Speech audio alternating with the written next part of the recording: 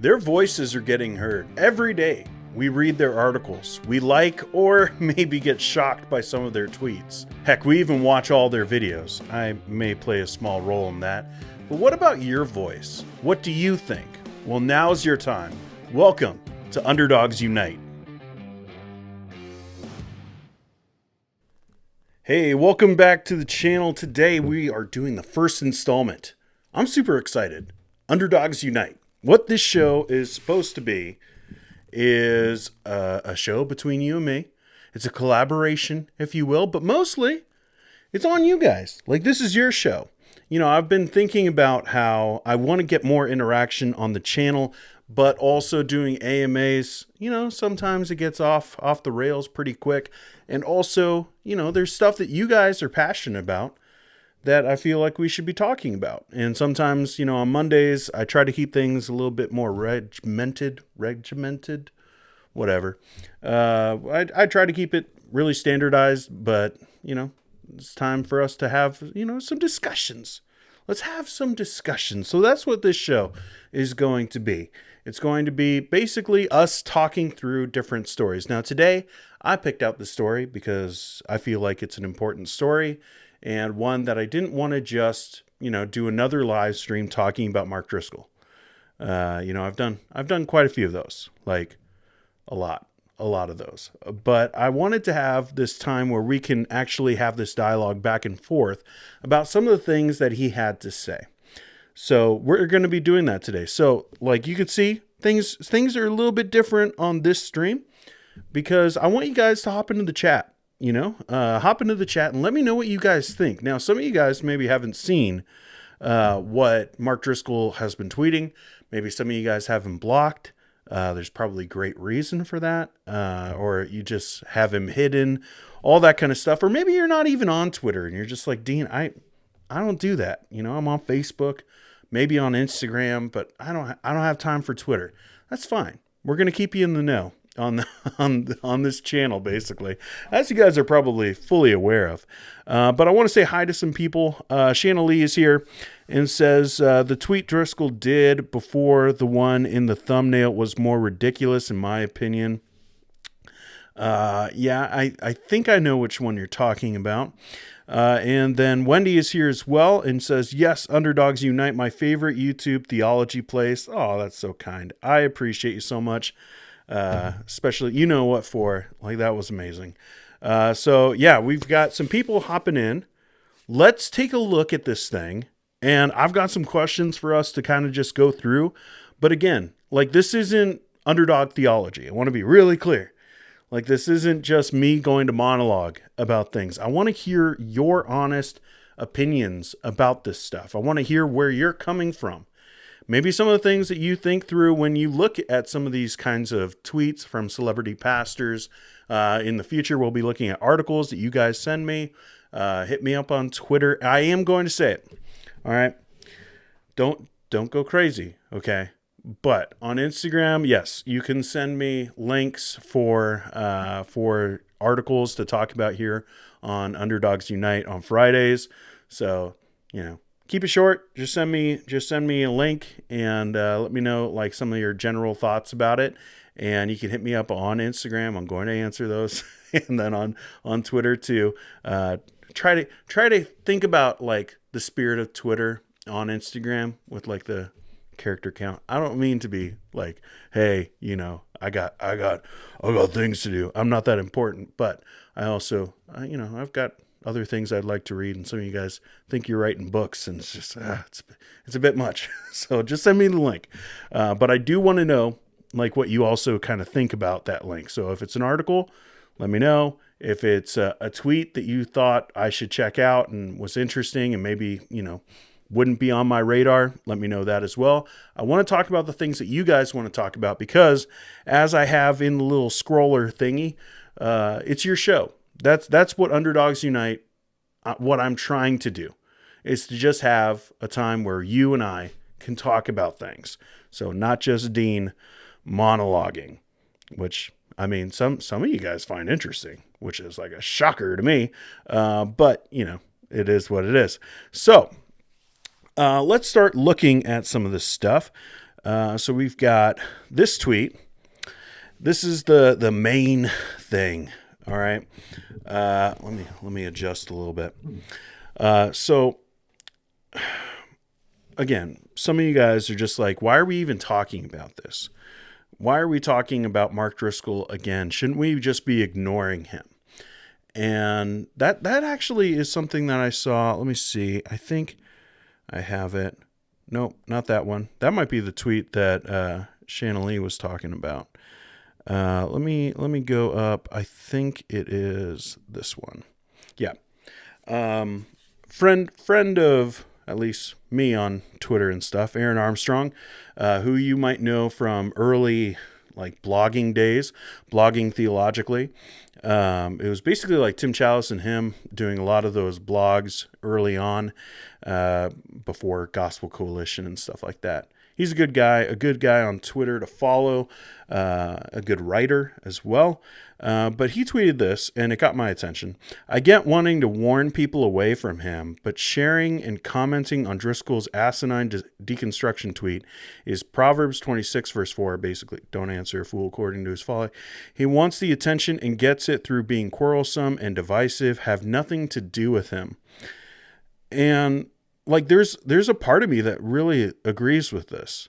And it's a struggle that I have quite a bit, on the different things I talk about here on my channel, because I'm dealing with a lot of these guys that, have forced their way out of churches, have failed morally in severe ways, have hurt lots of people. And I think that there's actually a lot of wisdom in that, especially with most people. Like most of these guys, it probably is best to ignore them. And what Aaron is trying to get at is more of like the sharing of it. But for me, like as I think about that, I struggle with that. Like even where was it? The other one, the weird one. Oh, this one. Yeah. Like I thought about talking about this one.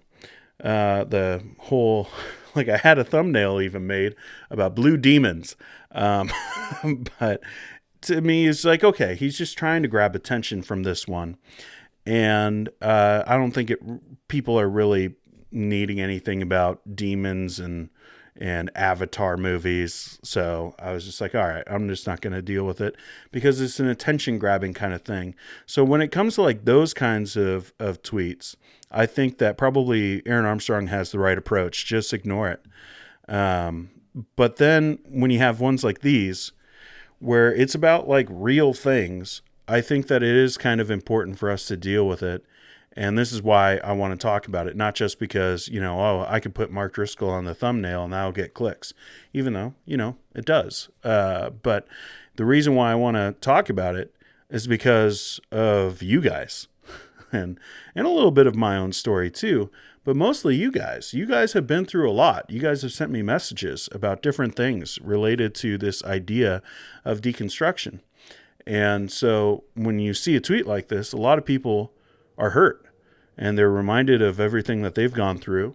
And they're reminded of different things that have been said to them. And, Driscoll, as much as I'm so confused by it. I said this a couple, last week, I think. It's shocking, but there's so many people that are defending him. I get tons of comments, guys, of people defending Mark Driscoll. And I don't think that they're all just coming from his church. And then you see different people promoting him. Like people that, they're on the fringes of different groups. We're talking about people like Doug Wilson, Greg Locke, those guys are nuts. But then again, a lot of people love Doug Wilson.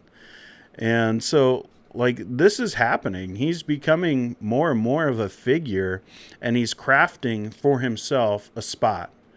And I think a lot of people are unaware of the shifting of platforms.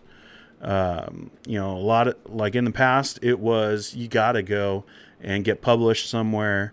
And then you go and speak at certain conferences, you buddy up with certain pastors, and all of a sudden, you're one of the mainstream guys. And that's what Driscoll did to get famous. Now it's different. Now I have a platform here. I've built a platform for myself in my basement in Saskatchewan, Canada. Like, there's nothing around. But I built like this, it's a small platform, but it is a platform. And I did that through connecting with you guys through my camera and my microphone and the internet. Like, that's all you need these days. And Driscoll definitely knows how to use all those things. So I think it's important for us to point out some of these big things that he says and kind of break it down and say why it's wrong and say why it's so hurtful. Not just because, celebrity pastor says something, so let's bash it, because of who he is. Now, he's kind of shown who he is. Let me know. I'm going to hop into the chat here. We're mostly going to be dealing with your guys' thoughts here in just a second. But he said some other stuff. He went back and forth with some people. A lot of people didn't see this stuff. A lot of people just saw that one tweet and they're like, this is a bit much, and maybe ignored it, maybe interacted, maybe shared a thought. But Driscoll wasn't done tweeting. So this is who he is. He's got like that weird one. But there were people who were talking about, this idea of deconstruction, how they deconstructed their faith. And without knowing the person, without knowing their experience, not even asking what they mean by deconstruction, which we can talk about in just a minute, he just says things like, someone who has deconstructed their faith is called an apostate, not a Christian. Like, what pastor just says that flat out? What loving pastor says something like that just flat out without, trying to be like, hey, where are you coming from? Nope, just right there. And he says even, let me see if I can make this a little bit bigger. It isn't my responsibility to judge outsiders, but certainly is your responsibility to judge those inside the church who are sinning. God will judge those on the outside, but as the scriptures say, you must remove the evil person from among you.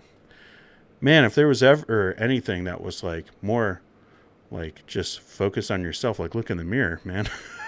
But okay, so he's saying that we can judge people on the inside, which I think would have to include him, but he just like goes at these people. Now this one was like really gross to me.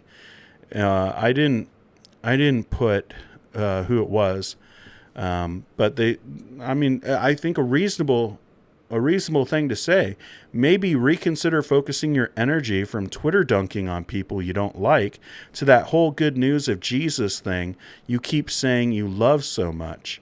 Now, obviously, there's a little bit of condescension from that side in this tweet, but I don't think it's that bad. And he just tweets back this GIF, whatever, of Shaq dunking. It's a famous dunk where he pushes the person out of the way while he does it. Pastor Mark Driscoll, everyone. Like, just, I'll Twitter dunk all day and push you. Like, for anyone who is saying like, oh, this guy is repentant. This guy, he's not the same guy from, back in the day from the rise and fall of Mars Hill. Example A, like he's still like this abusive figure full of rage where, you're a big time guy, although his numbers are a little deceptive. Look at some of these things. This is not this 7 hours ago, as you can see the time right there, and only 4 likes, even though he has hundreds, I don't know how many followers he has. He has thousands of followers and still only getting 4 likes on a tweet. So there definitely is some inflation there of the numbers, but he's still like a big figure. And this is how he treats people. It's just kind of shocking when you start looking into these things. And yeah, I understand this. If this is your thought as well, let me know that in the chat. There's a lot that I resonate with this about ignoring these kinds of attention grabbing things, but I feel like this one is a little bit more. Let's see what you guys are thinking right off the bat, and then we'll start actually talking about the tweet itself. Let's see. Michael is here and says, I can't say I am surprised with Driscoll's tweet. He is a master at 1, 2, and 4 of his own tweet. right? Like a lot of this is like, you just think like it's a Freudian slip in some ways of just like expressing the things that you're responsible for. The fact that we have celebrity pastors and it is treated so casually should be a huge red flag for the evangelical church. I still see a lot of support for Driscoll. Yeah, me too. And that's why I keep talking about it. And I think that we need to keep talking about it when like these things are said, because otherwise he's just going to come back. Like this is the thing with American society, North American society. Like we just get bored of stories and of hearing the same things in the news cycle. And so we heard a ton about Mark Driscoll with the rise and fall of Mars Hill.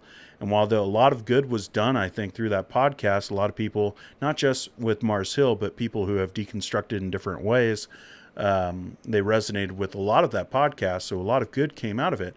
But one of the dangers I see is like this oversaturation of news. And like a lot of people are just like, oh, whatever, I don't care anymore. And then there's just like this flip that happens for us where we're just like, give the guy a shot, you know? Like, oh, we don't need to be so harsh all the time. Like that happens all the time with news stories where we get bored of hearing how bad someone is. And so we just start rooting for them for some reason. And then we just like don't want to hear. There are other people who just don't want to hear anymore about Driscoll. And so they don't care when something happens. And so all of a sudden he's speaking with Matt Chandler at online conferences. And if you guys think it's just going to stop with online conferences, you're nuts. Like that's going to continue. But yeah, like celebrity, like why is that a thing? Why do we have that? You know, like, why is it that if, I don't know, if Tim Keller was like at a conference that people would like flock to him like crazy and he wouldn't be able to like move around? Why is it that at John MacArthur's stuff, like his is a little different, but like he gets to just like have like these red velvet ropes and like, you know, just be treated like he's like this celebrity and no one can talk to him and no one can be around him and he has security guards like crazy. Like all that stuff is like, yeah, shouldn't that open our eyes to be like, there's something wrong here? Lana and Billy say, hi, Dean. My name is Lynette. My husband and I love your channel. We watched Mark Driscoll last year on and off and stopped because he just seemed to end up going sideways again. Yeah, I think what happened. Oh, you also have another. He is very cunning and has a charismatic personality, so he's able to get back into people's good graces. Yeah, I think that's completely accurate for him. He's very smart. He knows how to use media, and I think he understands really the ideas of marketing really well. He probably should have gone into marketing. Because he knows like he had to walk the line for a while. And then about a year and a half ago, I think maybe even some frustration during the pandemic. I don't know him, but I'm just assuming some things based on what he said, that he just kind of snapped and he was like, you know what, I'm done with this. You know, this saying the most basic things, and he wanted to be more of himself, which is a very out there personality, obviously, and saying controversial things. And so he just started doing it. And it was kind of out of nowhere as far as like what he was putting out. All of a sudden he was like really focused on critical race theory.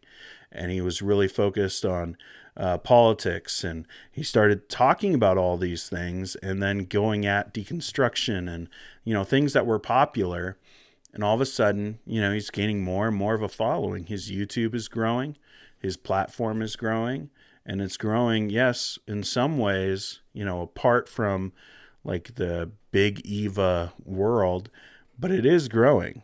And he's tricking a lot of people. And so I don't blame anyone for like maybe 2 years ago, 3 years ago, watching his stuff and just being like, I don't see it. I think he just started to show a little bit more of who he is over the last like couple years. Wendy says, cunning is the word for the age, as in angel of light. I'm still reeling from interaction of the new age paganism and evangelicalism among women leaders. And Lana also says, I'll admit in the beginning, I struggled with this trend online of people videoing themselves leaving the faith. There is definitely a troubling aspect of that, but we cannot forget that there is spiritual abuse going on and people have definitely been hurt. So we should tread lightly. Oh, sorry, I'm not showing these things.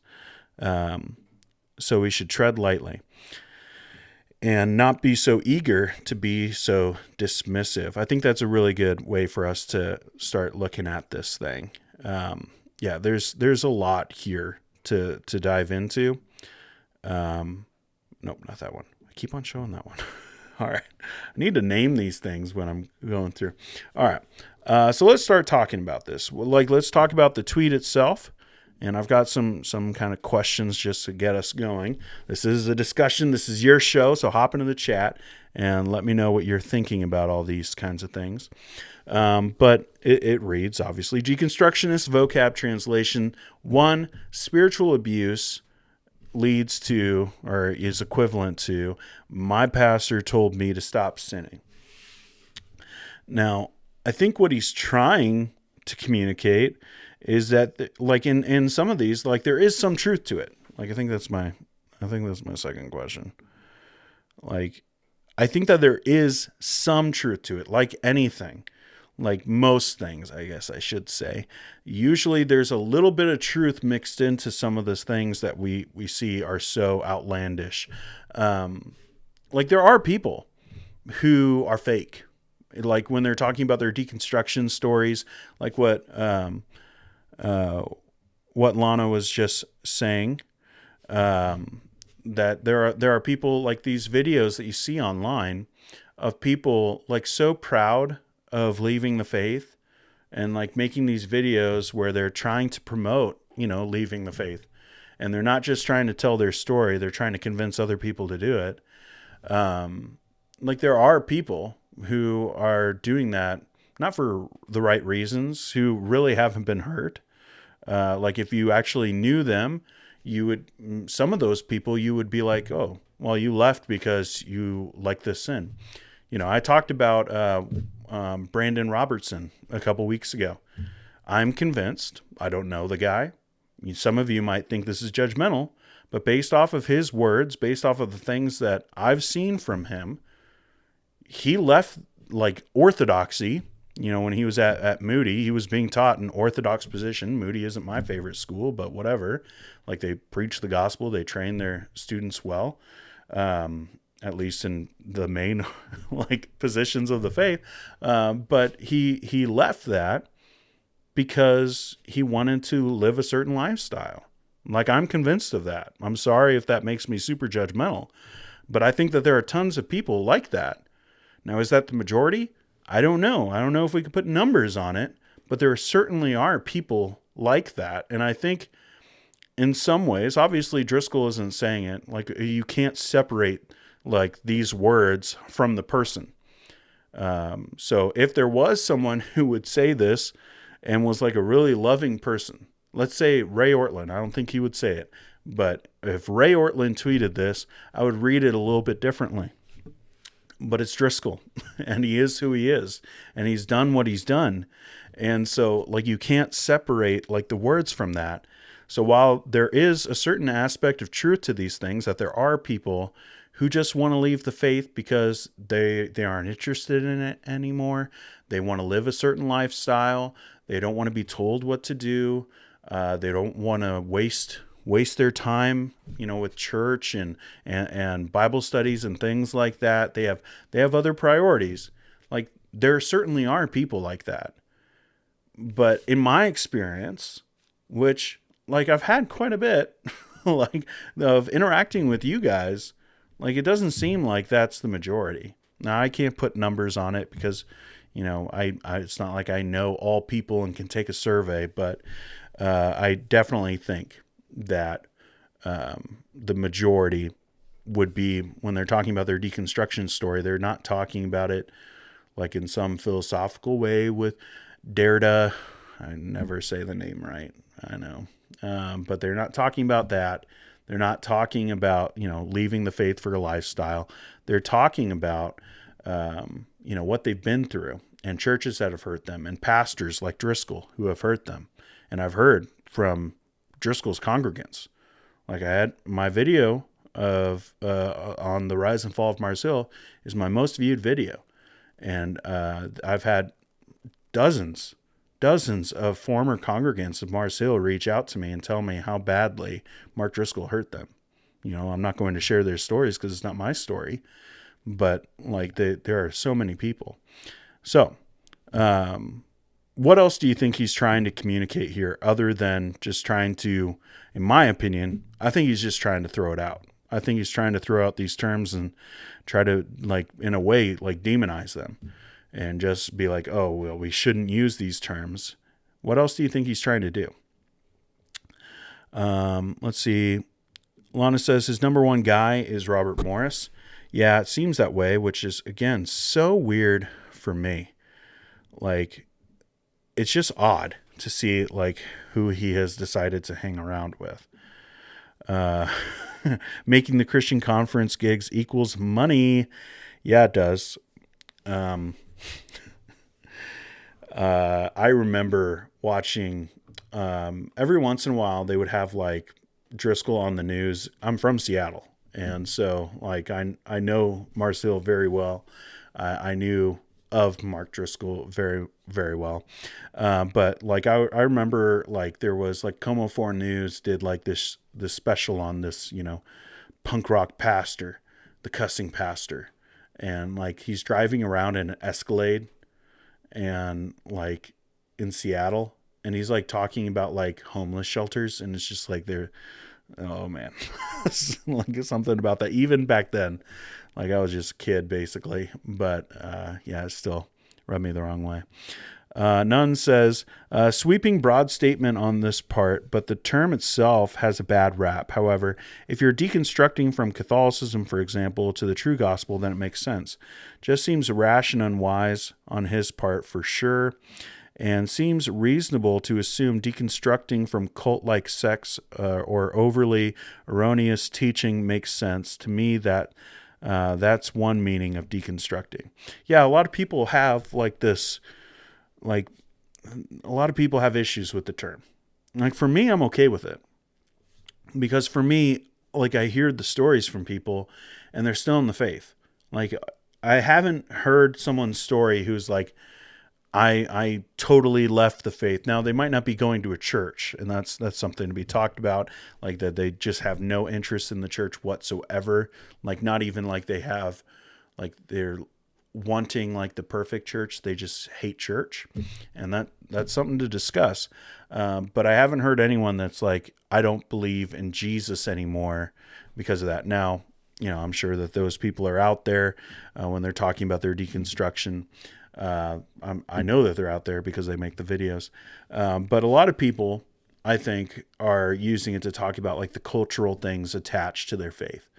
And I think the vast majority of people are doing that. James says, people in the pews need to share our ideas. Blessings.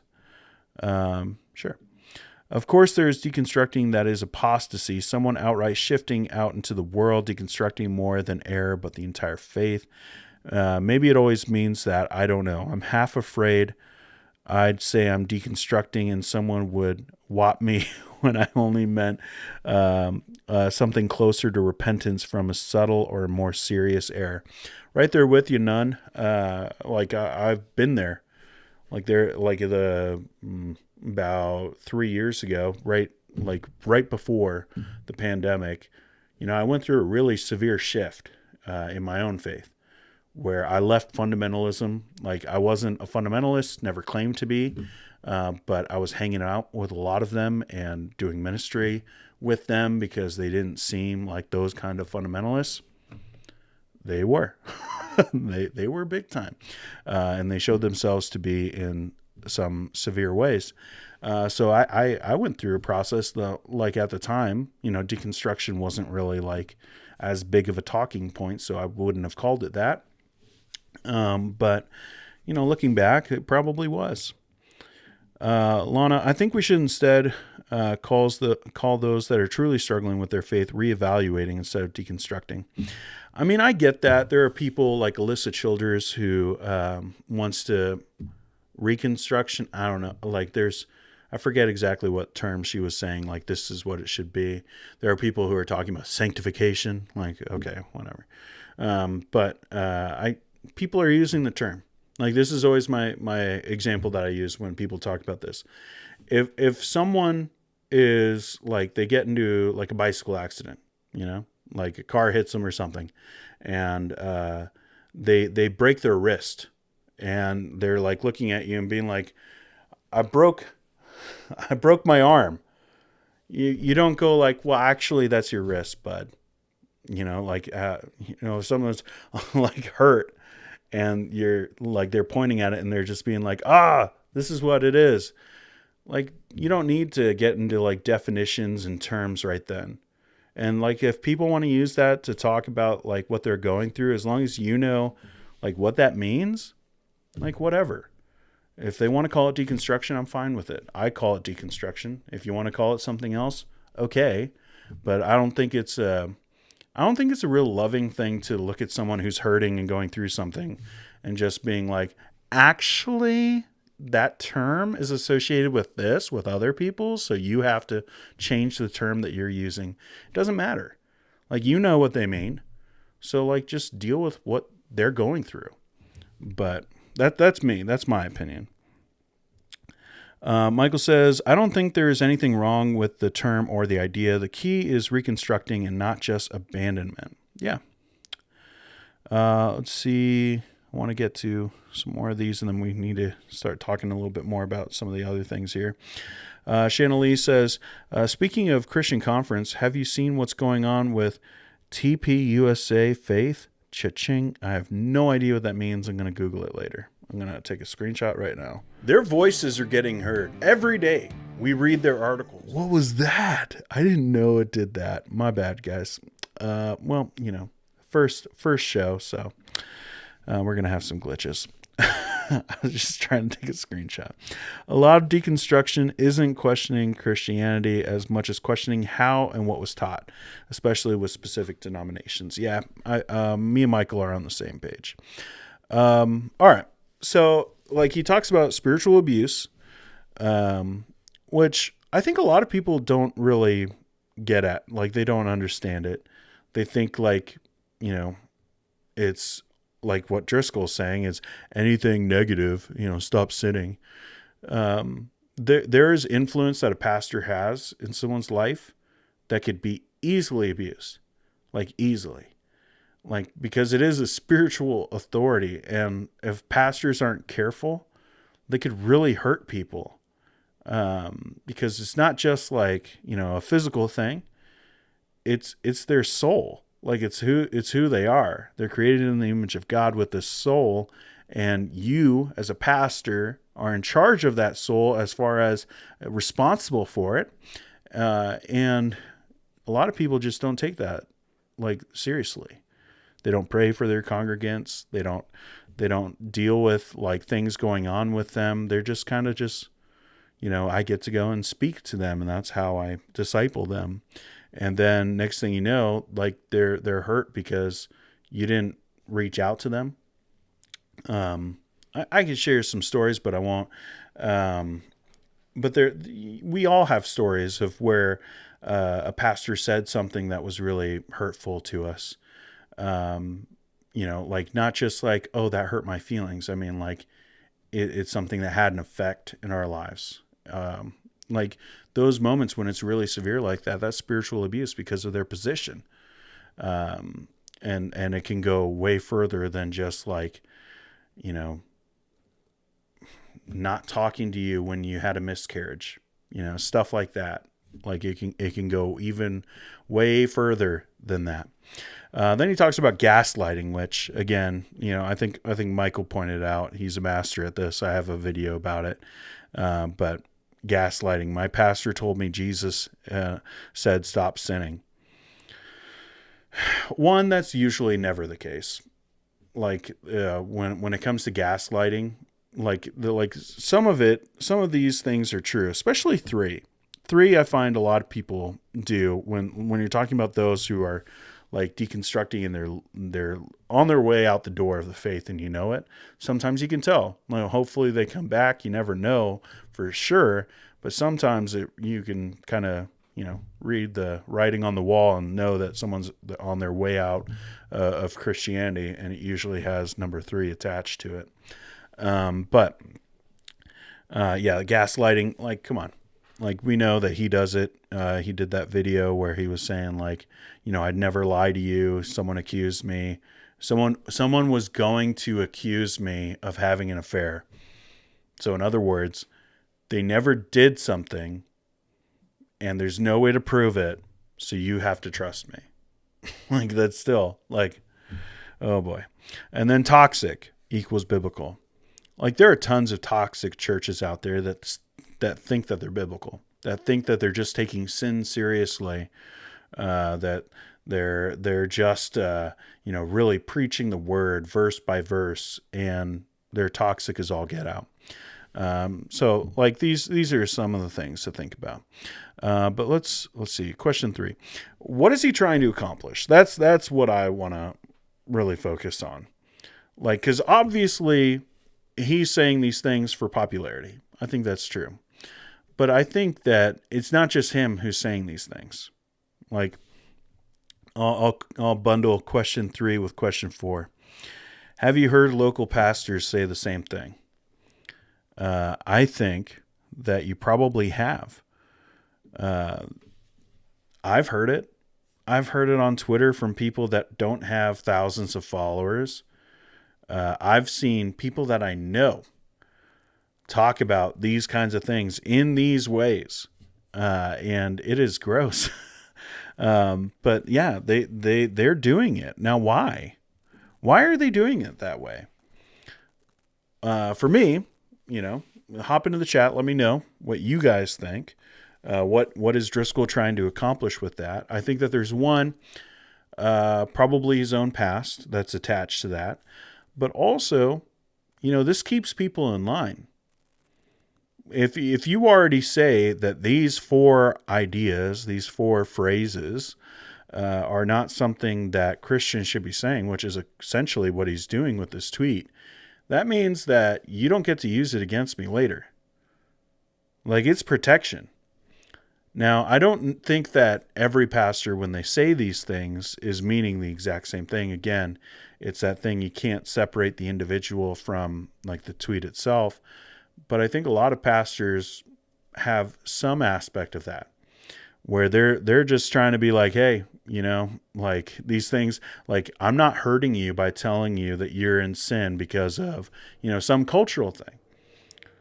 Like, different even gray issues, like music and movies and things that should be just like, we can get over and we can understand where people are coming from and have differences of opinions. No, those things are now given like this moral standard of sanctification. Even things like drinking, all of that kind of stuff. That's my world. That's my own past coming out. But different things that aren't explicitly said to be sin in Scripture that you're just saying, yes, it is. Political stances, and all of that kind of stuff. I think that he's basically trying to say, like, all right, if you do these things, if you're a part of that, then you're a sinner. And if you try to use these kinds of things to refute what I'm saying from the pulpit, from, this Bible study, from this counseling session, like, you're working with the enemy. Like, that's not something that Christians say. That's apostasy. That's part of that, or you're on your way out. And I think it's kind of a defensive maneuver that a lot of pastors, not just Driscoll, but a lot of pastors take. Pastors who aren't, faithful shepherds. There are plenty of faithful shepherds out there, but, some of these other guys who aren't, I think that they're using these words and saying, like, oh, you can't do this. You can't use that phrase against me, as a defensive measure, because they know that they're going to get into some kind of trouble with it in a little bit. And I think Driscoll knows that. And I think that's why he dropped that video a while back about, this story of someone was going to accuse me. So weird. All right. Ruth says, my husband and I deconstructed our beliefs. We went back through what we believed and then went to the Bible to see what it actually said after we had been in ministries that misused the scriptures. Right? Like, I think that's totally appropriate. And it's a totally appropriate thing for you to use that term deconstructed. Because like what you're saying here, Ruth, most people, at least in my experience, are talking about the idea of deconstruction as, the illustration of taking your faith apart on a table, seeing what is real, what is true, and getting rid of what isn't. And doing that through the lens of Scripture, like what you say here, going back to Scripture and seeing how other, people who taught us, who maybe it wasn't even in a formal way, like they were our pastor, but they influenced us and said, like, this is the right approach, through their words, through their actions. And so we just kind of absorbed that, and it got added to our faith. And later we're looking at it and going like, I don't think actually the scriptures teach this like that. I think a lot of people are right in that boat. Michael says this tweet is literally him gaslighting people. I agree. Like, I think that's exactly what he's doing and what he's been doing for a little bit. Now, there's a part of me, there's a cynical side of me that says, like, maybe something else is coming. Like, maybe there is some accusation that's going to be made here in a little while. But I don't know. Maybe that's just too cynical. But I wonder why he's bringing this up so often, because I don't think it's to protect people. Brit89, you're right on the money. Driscoll is protecting himself. Yes, Michael, he is gaslighting everyone that has heard what he's done. Yeah, and everyone has. Like, again, that podcast, I don't know how you shake that off. Like, I mean, just from purely taking ethics aside, taking Christianity aside for a second, from a marketing perspective, like I'm very interested in marketing. I like doing logos and different things. But like, it's kind of incredible what Driscoll has been able to overcome. Like, I think he's overcome some things like even some of these politicians can't shake. Like, it's kind of insane. There's a whole podcast dedicated to how he hurt thousands of people, and still, like, there are people who are like, I think he's a good guy. Like, I don't know. I think he's changed, and then he says things like this because he doesn't want people to know or be able to confront him, because they know they're just going to get shot down because these are the terms of the enemy. I would say he's on the way. I don't know if I would call him that quite yet, but he's definitely not qualified. If he loves Jesus, I don't know. I just don't see it. I can only say for myself, if I, even unknowingly, if I had hurt that many people in my ministry, like if I had hurt any people in my ministry like that, and then take it to like the thousands that he has, I don't know how someone who loves Jesus, who reads the scriptures, who believes in what they have to say, looks at themselves in the mirror and says, yeah, I can do this. I can keep going. I'm supposed to be doing this. I don't know. I don't know how that gets done. Because if you have a shepherd's heart at all, I think you'd be like, man, I really screwed up. Man, I really shouldn't be doing this. Like, there are people who've been hurt. I don't understand. Now, it doesn't mean that everyone who's ever hurt somebody has to do that, and if they're not a believer. I'm not trying to say that, but I just don't understand how someone who can love Jesus hurt thousands of people, and he did. Like, again, I'm not exaggerating. Like, there are thousands of people who went to these churches and were like hurt, and if you like, I mean, we're talking about all the different people who have been in that ministry over, what was it, 13 years or whatever that ministry was going, 15 years? I don't know. Like, it's not just the people who were in attendance like the day he decided I'm not working there anymore. Like thousands upon thousands were impacted by this church, and thousands upon thousands were hurt from his ministry. I just don't see it. I just don't understand how you can have those tensions. Let's put this away, and we'll put this over here. Let's see, Lana. I think people thrive in this celebrity culture, but they always self-destruction eventually.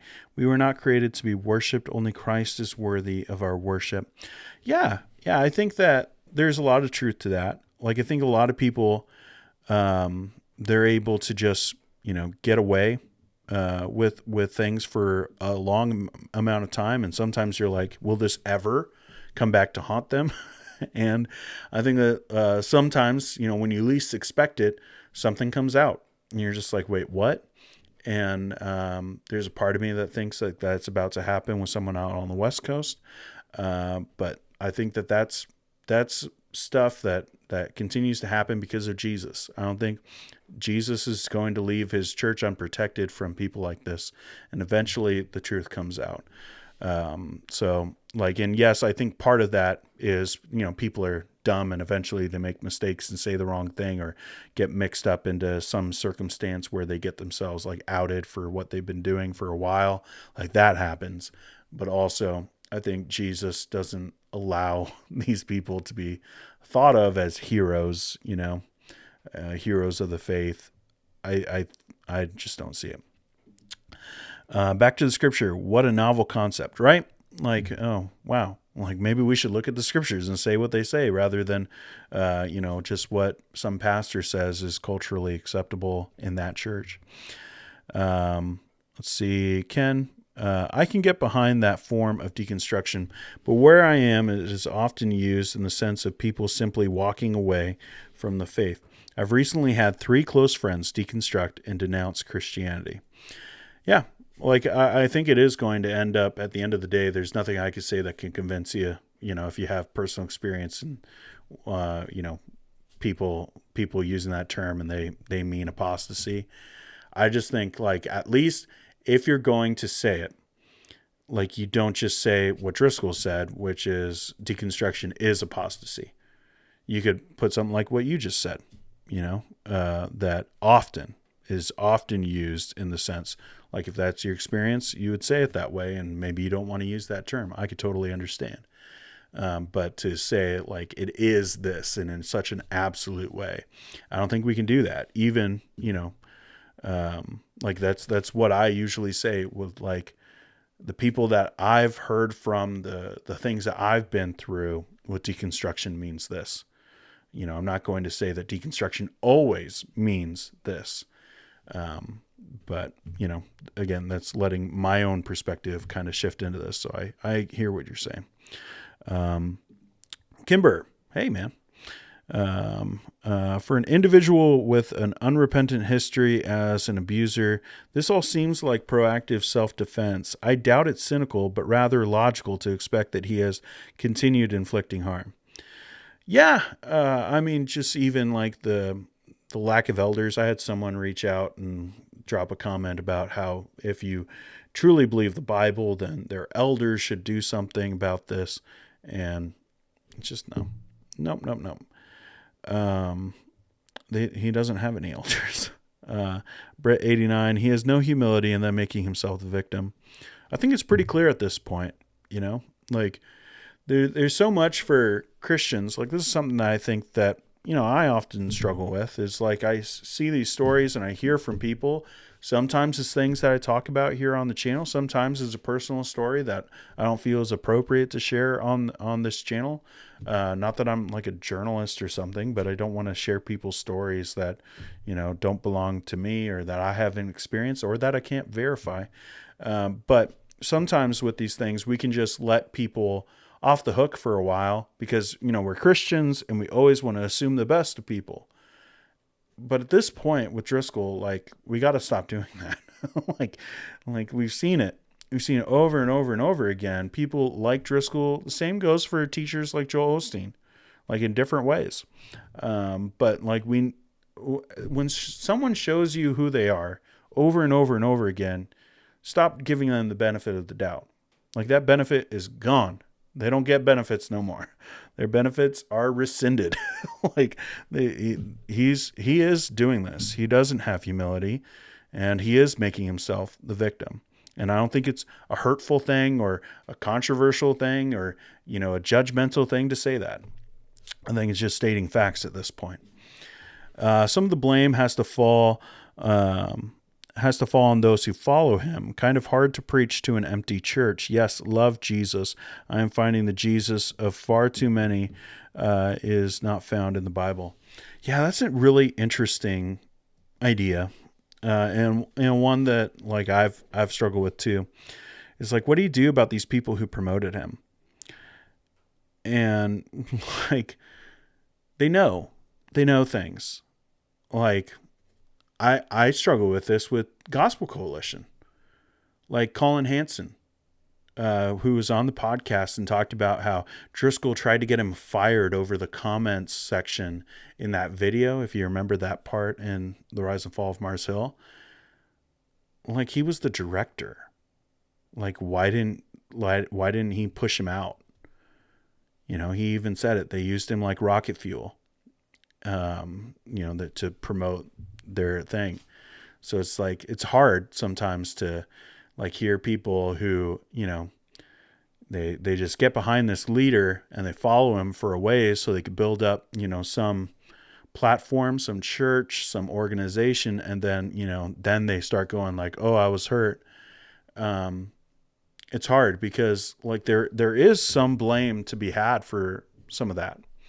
But at the same time, who's the villain here? To use, maybe I could use a different, better term, but who's the villain here? It's not those people. Like a lot of those people were tricked. I don't know about Colin Hansen. I don't know. Like, I'm sure like other people will probably be like, oh, he's the nicest guy in the world and all that kind of stuff. But like, maybe something could be done there. But like, I think a lot of people, like they got tricked.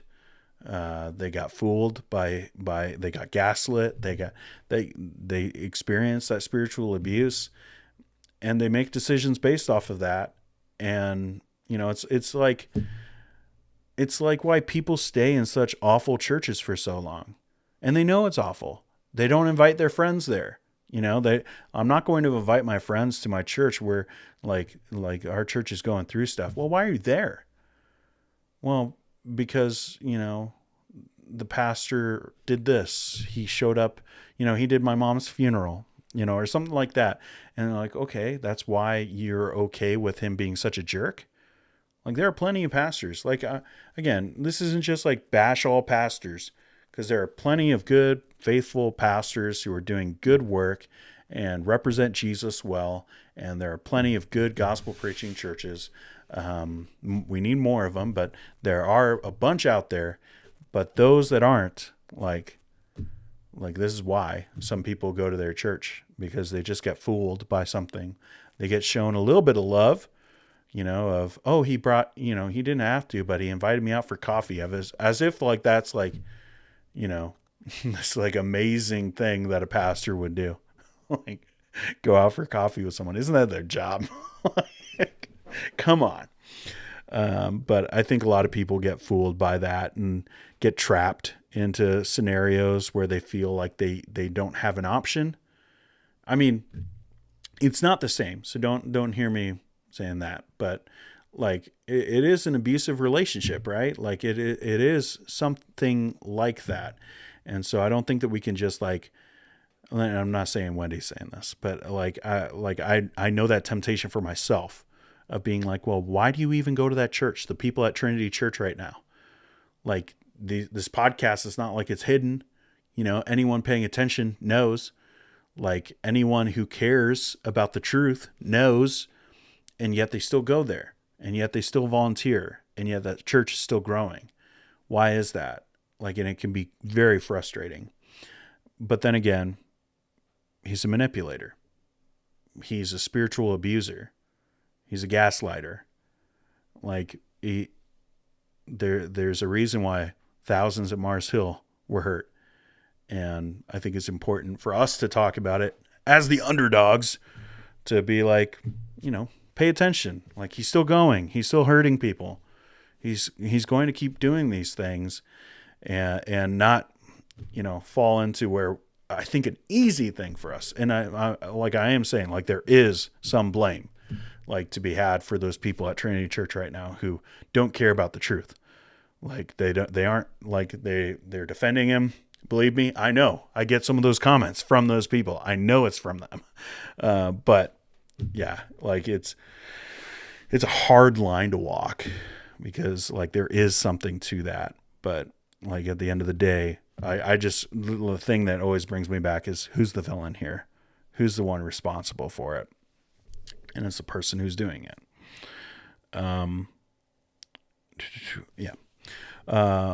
So what then would you say we should do when we encounter someone deconstructing because of suffering abuse at the hand of their church leaders? Because if you're truly born again, we aren't to forsake the gathering.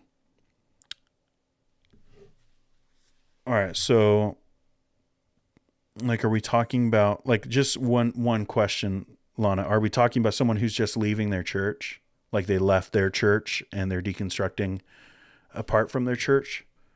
And if that's true, like, what kind of stuff are they dealing with? Like, I see you put here, suffering abuse at the hand of their church leaders. But, like, could you, what is that? What is the term? I don't know. Could you tell me a little bit more? Some days I don't know how to talk. I don't know why you guys watch this stuff. Sarah, hi Dean, happy Friday. Deconstruction led me to your channel, helping me sort the legalism, fundy culture out of my walk with Jesus. That's great. Thanks for letting me know that. I always appreciate hearing that kind of stuff. It's very encouraging. Burton's Beard Bonanza is here. Reviews. What's going on, everyone? Oh, we're just talking about, just like this little thing over here. We're just talking about this. It's not a big deal. Yes, we aren't to forsake the gathering, but I have truly tried to find a new church. Is that what that is? And Bob says, elaborate. I would appreciate some elaboration. Yes, thank you for helping me remember the right term. Oh, I don't know why I do these things live. I do, because we can talk. That's why. And I don't care if I look dumb. Lana and Billy, maybe not in fellowship, but for a time. Oh, yeah. I get in trouble with some people because I say this. I think that it's appropriate for a Christian sometimes to take a break from church. I think that there are times when people are hurt so much from a church that it is not wise to just throw them back into another church. And I know that a lot of people would be like, oh, and there might be even some people who would take clips if they watch this far into a stream and be like, oh, I'm going to share this.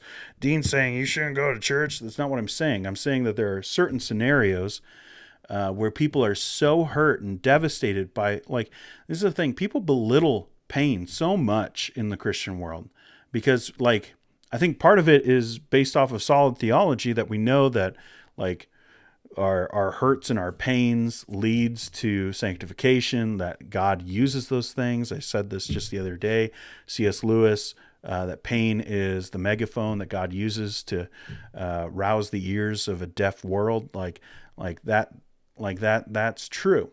But, like, pain is bad.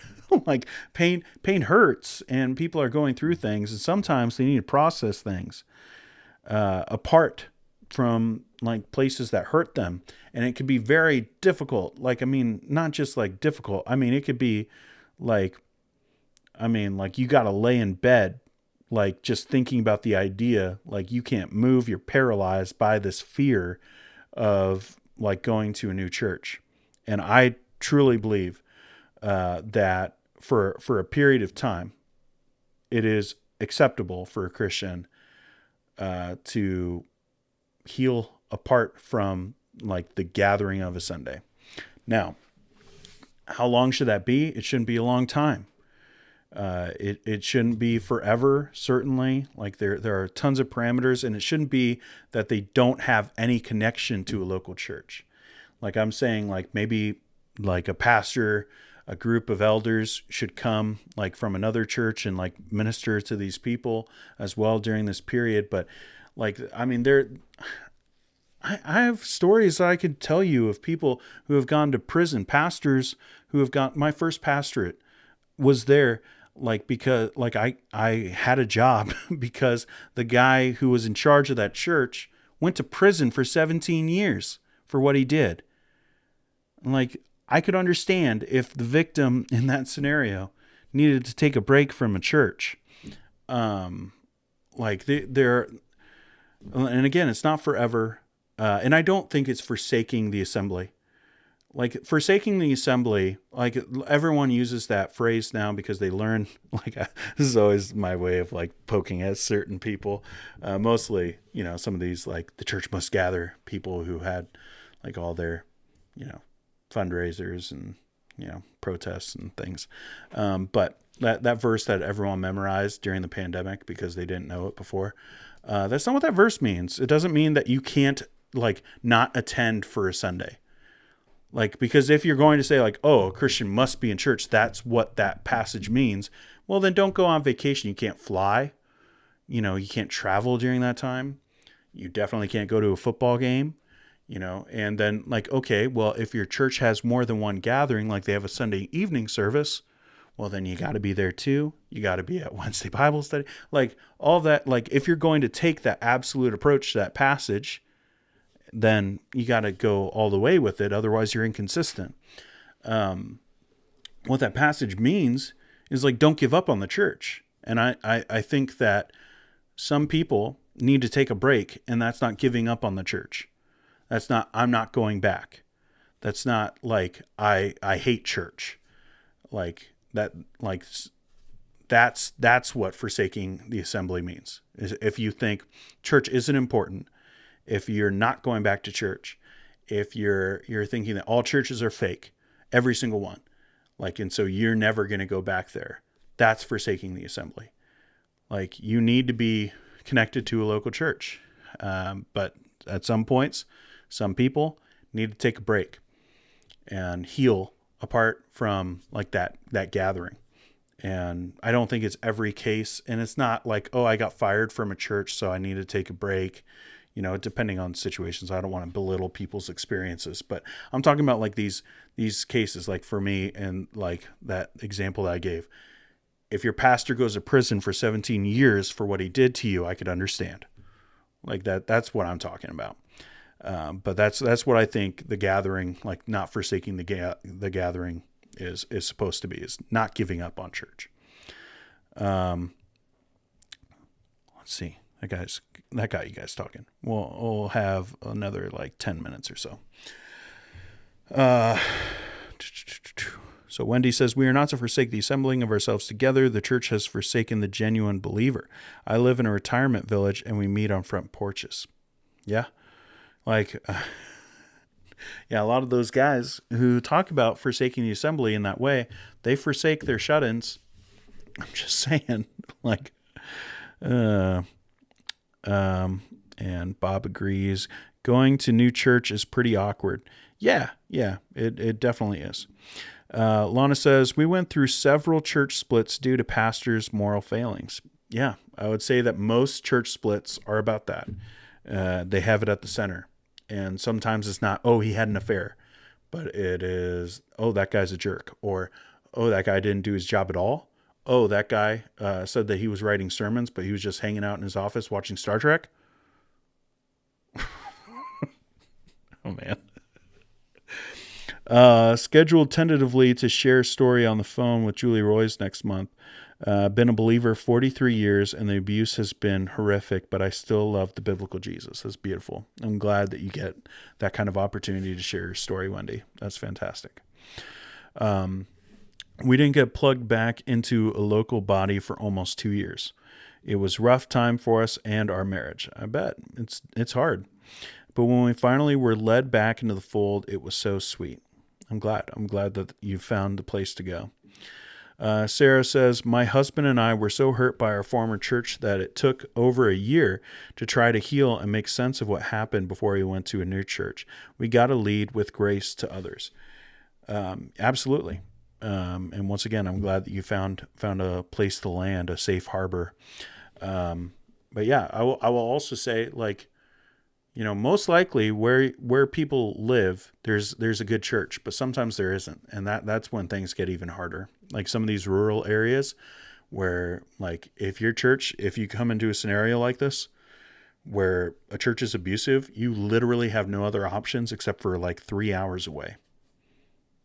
And that's like, so I think we need to be like really graceful in these kinds of scenarios. And that's where a lot of these like Theo bros, they just go wrong because there's no nuance and they just say everything so absolutely, like Mark Driscoll. And then, people are just like, what am I supposed to do? I have no options, like there are people who are in unique scenarios, and we need to make sure that we're showing love to those unique scenarios, those people. Some churches seem to like to burn people out. Yeah, they do. Man, there are lots of churches who they just use people. And again, like, this isn't just like, oh, let's just bash every pastor, every church. There are good churches. There are good pastors. There are many of them out there.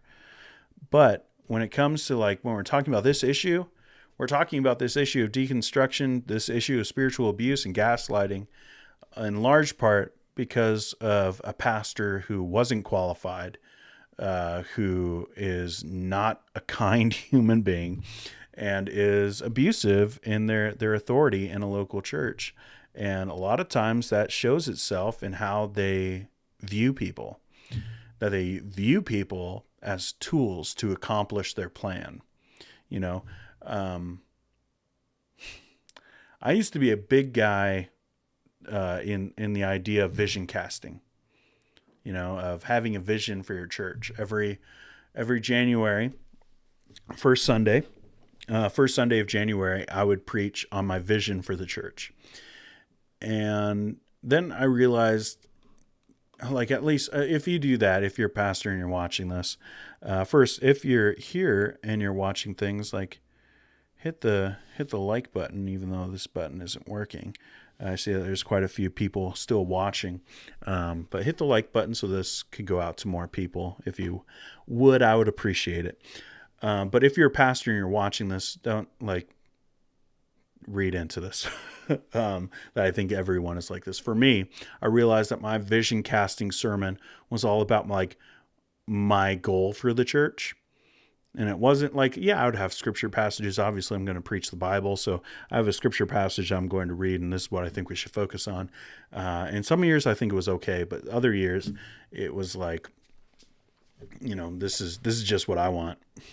and then I would start to view our ministries in light of that, of like, oh, well, does this ministry really feed into my vision for the church? And it's like, that wasn't anyone else's vision. Yeah, I got people on board with it, but that was kind of my vision.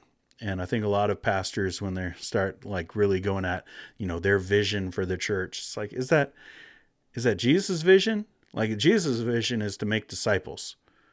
What's your version? What's your vision for the church?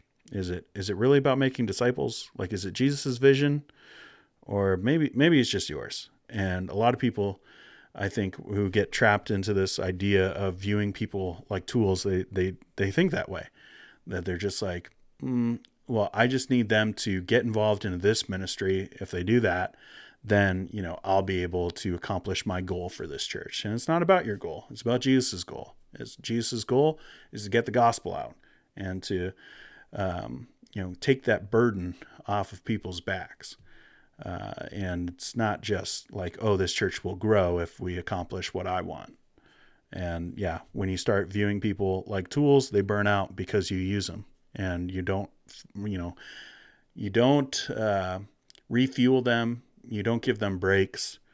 You're not thinking of them as people necessarily. And it's not like they're purposely doing that. Some people just do that and they're not even like, they don't mean to be cruel in any way. They're just like, oh, I didn't know you needed a break. Well, I mean, they're people. Like, they're people and they need breaks.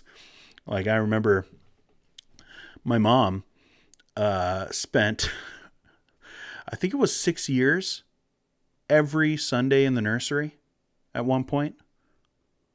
Like, it was over 5 years where it was just every single Sunday she was in the nursery because that's what was expected of her. And like, she was the nursery coordinator. And so she just did that. It's like, I mean, like, yes, you would hope that at some point she probably should have, said to one of the pastors, one of the leaders, we had elders, like, oh, I could use a break, but also like, come on, elders, you should have seen that coming. Like, you really should have been like, oh, you've been in there every week. I never see you in service. Why is that? Like, I always see you after service. What is that about? Like that's how you burn people out. What's your view on home church, Dean? I think that it's necessary for some people. I think that it can be a good thing. If it's always going to just be, a family, then it's weird and culty. I had a friend in Bible college who like their family had a church and it was always just their family, and it had been that way for like 12 years. And not like a church plant. It was just like they do church as a family. And I think that would be really weird. But some people like us, we're planting up here. And right now, this Bible study is very small. So it's mostly my family. So I get that. But there are points where I think that's going to happen, where it's just going to be a home church for a while. But if it's always just like, oh, it's just our family doing church, you need more people than your family. And, there's the same issue as far as like public school and private school and stuff like that. Like, if it's always private school, like, or homeschool, like, and you're never interacting with other kids, you're not interacting with the world at all. Some people are able to do it in a certain way and still get their kids plenty of interaction with others, but like, you're gonna end up like socially stunting your kids. And if it's always just, a home church, most likely it's just like the dad, if it's always just his theology that people are the kids are interacting with, I think you're going to theologically stunt them. So we need that interaction. It's not just the kids too, it's the whole family. Jack, hey man, being an ex-Mars Hill member, a lot of former Mars Hill pastors still follow MD.